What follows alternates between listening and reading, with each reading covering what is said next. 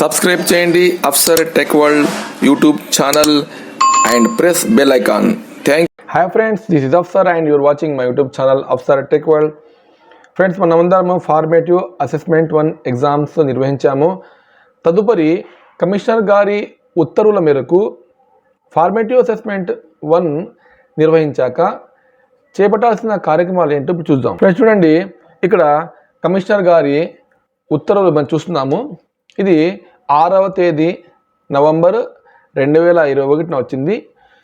అందరూ పాఠశాలల్లో formative assessment 1 నిర్వహించారు. అలాగే తదుపరి ఏమేమి చేయాలి అని చూడండి. 2021-22 విద్యా సంవత్సరము ఫార్మేటివ్ అసెస్మెంట్ 1 నిర్వహించాము. తర్వాత ఏం చేయాలంటే ముందుగా ఆన్సర్ పేపర్లు మూల్యాంకనం చేయాల్సి ఉంటుంది. ఫ్రెండ్స్, ఇది అందరికీ తెలిసిన విషయమే, కానీ ఈసారి ఏదో ప్రత్యేకంగా మనకు ఇలాంటి ప్రొసీడింగ్ రావడం జరిగింది. అయితే అన్ని ఆన్సర్ పేపర్లు సంబంధిత ఉపాధ్యాయుడు దిద్ది విద్యార్థులు మార్కులు ఏతి ఉన్నాయో అవి నమోదు చేయాలి. అలాగే వాళ్ళు చెప్పాలి. నెక్స్ట్ వన్ చూడండి, ఇదొక కొత్త పని. నెక్స్ట్ తరగతి వారి ర్యాంక్ లిస్టు తయారు చేయడం. ప్రతి క్లాస్కు ర్యాంక్ లిస్టు, ఎగ్జాంపుల్ 1 to 20 ఉన్నారు. అప్పుడు మార్కుల ఆధారంగా ఫస్ట్ ర్యాంక్ టు 20 ర్యాంక్స్ అని వాళ్ళకు ర్యాంకులు ఇచ్చి అప్పుడు ఏం చేయాలంటే చూడండి, కింద అన్ని సబ్జెక్టు పేపర్లు దిద్దాక తరగతి వారీగా సాధించిన మార్కులు ర్యాంక్ లిస్ట్ తయారు చేసి మన క్లాస్ రూమ్లో ఏదైనా ఒక చార్ట్ పేపర్ కానీ లేదంటే వైట్ పేపర్స్ కానీ రాసి పిల్లలకి కనిపించే విధంగా మనము డిస్ప్లే చేయాల్సి ఉంటుంది. నెక్స్ట్ మార్కుల ఆధారంగా వెనుకబడ్డ స్టూడెంట్స్ను గుర్తించి వారికి రెమీడియల్ టీచింగ్ చెప్పాలి. అది ఎలా చెప్పాలంటే చూడండి, ఏదైనా ఒక విద్యార్థి 35 మార్కుల కంటే తక్కువ శాతం వచ్చిన మార్కులు వచ్చింటే అలాంటి స్టూడెంట్స్కు రెమీడియల్ టీచింగ్ చెప్పాలి.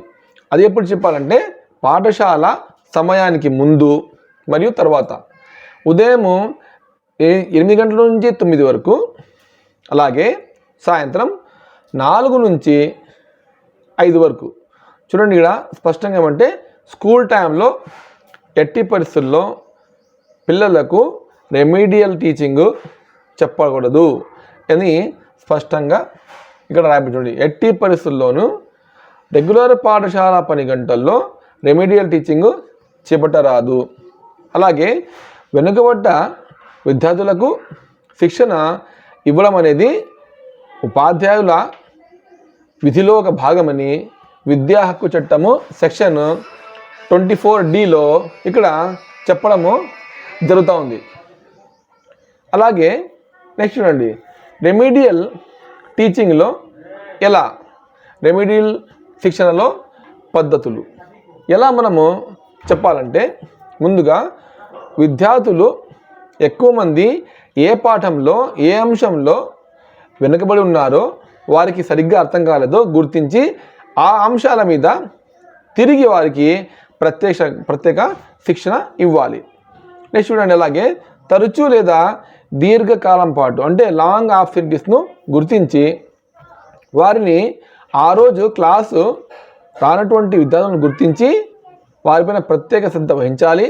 అలాగే వారు పాఠశాలకు వచ్చిన తర్వాత ఇతర స్టూడెంట్స్ ఏవైతే ఉన్నారో వారి దగ్గర నుంచి నోట్స్ ఇప్పించడము, అలాగే ఆ అబ్బాయి పెండింగ్ అంతా కంప్లీట్ చేసేలా చేయాలి. ఇది కూడా మన ఉపాధ్యాయుల బాధ్యత కింద ఇక్కడ చెప్పడం జరుగుతూ ఉంది.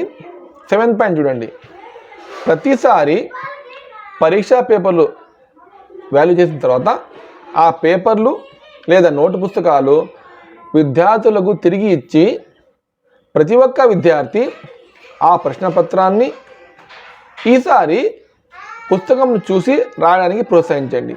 దీనివల్ల ఏమవుతుందంటే వారు ఎగ్జామ్లో ఏ భాగంలో తప్పు చేశారు, ఏ క్వశ్చన్ తప్పుగా రాసని వారు దాన్ని రెక్టిఫై చేసే అవకాశం ఉంటుంది. అలాగే 8th పాయింట్ చూడండి, విద్యార్థులు తోటి విద్యార్థుల నుంచి ఎక్కువగా నేర్చుకుంటారు. ఇది వాస్తవమే.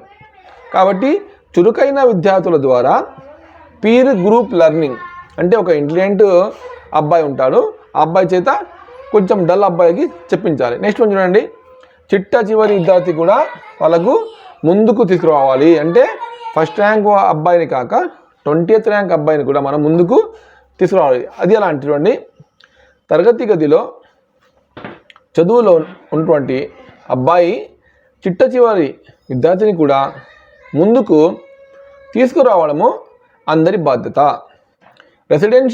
రెమెడియల్ ట్రైనింగ్ ద్వారా అందరు విద్యార్థులను ఆ యూనిట్లను క్షుణ్ణంగా వారికి అర్థమయ్యేలా చెప్పిన తర్వాత నెక్స్ట్ సిలబస్ బోధించాలి.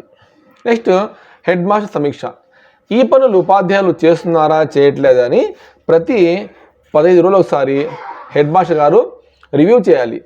అలాగే హెడ్ మాస్టర్ తర్వాత నెక్స్ట్ ఎవరు, ఎంఈఓస్, విద్యాశాఖ అధికారులు, అంటే డిప్యూటీఓ కావచ్చు లేక ఎంఈఓ కావచ్చు, వారు కూడా సంబంధిత డివిజన్ కానీ మండలం కానీ ఇలా చేయాల్సి ఉంటుందని ఈ యొక్క కమిషనర్ గారి ఆదేశాల యొక్క సారాంశం.